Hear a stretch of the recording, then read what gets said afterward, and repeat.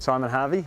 We farm up the Medway Valley, 50 minutes drive from Blenheim, right up the head of the Medway Valley, and just on the edge of the high country, I guess, the Marlborough high country.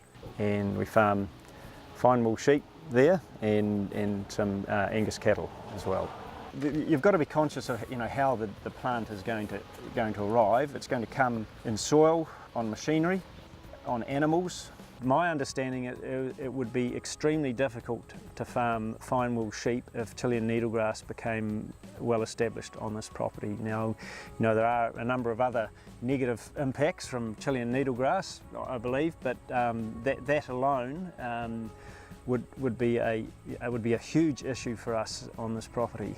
People like contractors, visitors to the farm coming, obviously not just Chilean needlegrass, but I think that is probably the most important one. But there's a number of other weed and pest threats to our properties, and hopefully making sure that they are doing the correct clean-up procedures and being cautious about where they go. Then it's going to be easier for everybody. Yeah, we just got to get into the habit of it. It means being able to keep farming the way we have. I mean, we're always trying to refine our farming, but it means just being able to continue focusing on the issues that we currently have within our farm. There's always a range of small problems on your farm, and we don't want other big problems coming in that just cause a massive headache. It seems to me that prevention is much better than cure, particularly with a plant like this, which is not too hard to prevent getting onto your property, but once it's established on your property, I think there would be a very significant drop in profitability and a significant lift in workload. It's incredibly difficult to get rid of. It would be really bad news. Because if you've got it, you really want to know. It's not something you want to put your head in the sand about.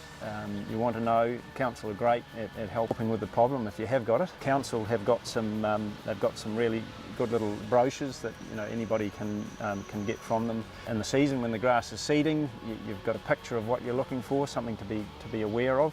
Having a plan, really, I guess. How these weeds or pests might come onto your property, and then getting a plan. Staff and partners and children and that are all on the same wavelength as to how, what are our tactics in making sure that we can keep these unwanted organisms off our properties. The biggest thing is keeping our awareness up of the potential threats that are out there, and it's when you forget about these things, when you get really busy doing other things and you forget about these risks, that's when I think that's when something can sneak in on you. Ultimately, if we stuff up the landscape that we're living in, it has a whole range of negative impacts.